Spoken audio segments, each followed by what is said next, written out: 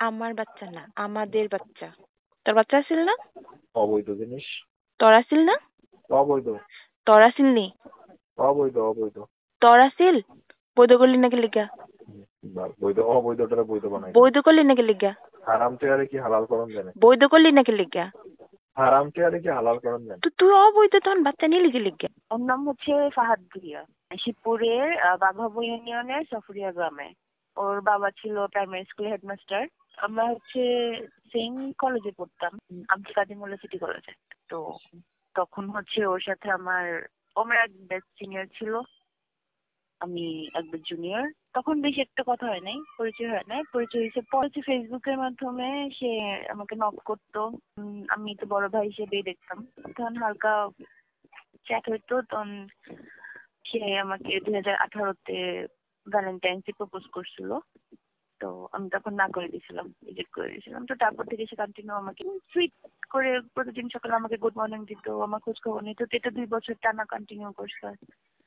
তো আমি পরে দেখলাম যে ছেলেটা যেহেতু আমার প্রতি এতটা সিরিয়াস, পরে ওর সাথে আমার রিলেশন হয়েছে 19-এর দিকে। ওর ফ্রেন্ডের বাসা, ওর বাসা, মাঝে মাঝে যখন আমার বাসা তখন কেউ থাকতো না। তখন 2021 থেকে প্রথম হয়েছিল। এরপর থেকে কন্টিনিউয়াসলি তো সে প্রতি শুক্রবারে নরসিংদী আসতো। ঢাকায় জব করে সে। নরসিংদী আসতে আমরা ঘুরতে যেতাম এখানে সেখানে। তখনই হতো, এমনও হতো যে আমরা নাইট স্ট্যান্ড করছি একসাথে, নাইট স্টে করছি একসাথে ঢাকায় হোটেলে, বিভিন্ন হোটেলে। অনেক বলা হয়েছে, আমি বলছি যে এটা তো আমাদের গুনাহ হইতেছে, আমরা তো মরার পরও জান্নাতে যেতে পারবো না, চলো আমরা বিয়ে করে ফেলি, অ্যাটলিস্ট আমাদের জিনিসটা সেফ থাকুক। আমি ওকে এটাও বলছি যে চলো আমরা কোর্ট ম্যারেজ করে ফেলি, বা আমাদের বাসায় কেউ জানবে না, শুধু তুমি আমি জানবো, জিনিসটা যাতে হালাল হয়, তুমি এটা করো। তো বলতেছে যে আমি তো বাবা মাকে ছাড়া বিয়ে করতে পারবো না। তো আমি বলছি বাবা মাকে বলো তুমি। ও বলছে যে বাবা মা তো জানেই তোমার কথা, আর নতুন করে বলার তো কিছু নেই, আমার ভাই দেশে আসলে আমি তোমাকে বিয়ে করবো। আই ওয়াজ প্রেগনেন্ট অ্যান্ড সে আমাকে মানে ট্রেনের নিচে পড়তে যাচ্ছিল, সুইসাইড করার করতেছিল, যে বলতেছে আমার তো লাইফ শেষ হয়ে যাবে, তুমি এটা প্লিজ আমাকে করো। মানে সে সুইসাইড করতে যাচ্ছিল। তো আর আমাকে আমার পায়ে ধরে বসেছিল, আমাকে অনেক আমার কাছে স্ক্রিনশটও আছে, ওই সব কিছু স্ক্রিনশট আছে। তো সে আমাকে এগুলো বলছে, এভাবে কনভিন্স করছে 2 বার। মানে 2বারই কি পরে করা হয়েছে, বাচ্চাটা নষ্ট করা হয়েছে? হ্যাঁ হ্যাঁ, আমাকে বলতেছে যে আমি এত করে ফেলেছি ফ্যামিলিতে, বিসিএস ক্যাডার মৎস্য বিভাগে চাকরি করে, এটা চাঁদপুরে। এখন এখন তো আর আমি ওকে ছাড়তে পারবো না, ওকে ছাড়তে আমার 3 মাস সময় লাগবে।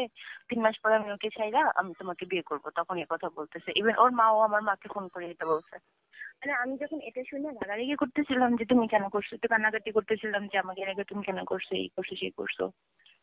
তো তখন আমি একটু বেশি রাগ করে আমি তোমায় জিজ্ঞেস করি তুমি কি ওই মেয়ের সাথে তুমি কি ওই মেয়ের সাথে সেক্স করছো? তো বলতেছে হ্যাঁ করছি। তো এটা শুনে আমি একটু রাগে গিয়ে একটু কান্নাকাটি করা শুরু করছিলাম।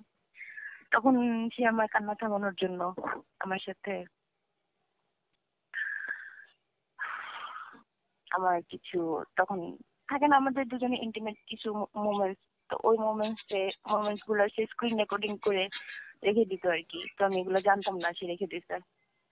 পরে যখন ওর ফোনটা পুলিশ যখন সিজ করছে, তখন সাডেন আমার মাথায় আসছে যে এরকম কিছু সে রাখতে পারে, যে একটা ফেক আইডি আছে ওর ইয়াতে। ওখানে ঢুকছি, ওখানে ঢুকে দেখি যে আমার অনেকগুলা ভিডিওস আছে ওর কাছে, আমাদের ভিডিওস আছে ওর কাছে। এবার আমরা যখন একসাথে হোটেলে ছিলাম, ওখানে সে আমার ভিডিও করছে, ওটাও রেখে দিছে। আমি ভাবছিলাম সে ডিলিট করে ফেলছে, বাট সে ডিলিট করে না, এটা রেখে দিছে। আবার দেখছি অন্য একটা আইডিতেও সেন্ড করছে। এটা আমি যখন দেখছি তখন সাথে সাথে পুলিশকে বলছি, আর সিন্ডিতে থানাতে যারা ছিল ওদেরকে বলছি। পরে ওরা আবার ওটার সাথে এটা অ্যাড করে দিছে, ওর প্রুফ তো সব ওদের সামনেই, ওরা অ্যাড করে দিছে। তো আমি ওর সম্পূর্ণ শাস্তি চাই, এমন দৃষ্টান্তমূলক শাস্তি চাই যাতে ফিউচারে এরকম কেউ কোনো মেয়ের সাথে করতে না পারে। সে আমাকে এতগুলো বছর আমাকে ইউজ করছে, আমার বেবি নষ্ট করছে, আমাকে আশা দিয়ে বিয়ে করেন।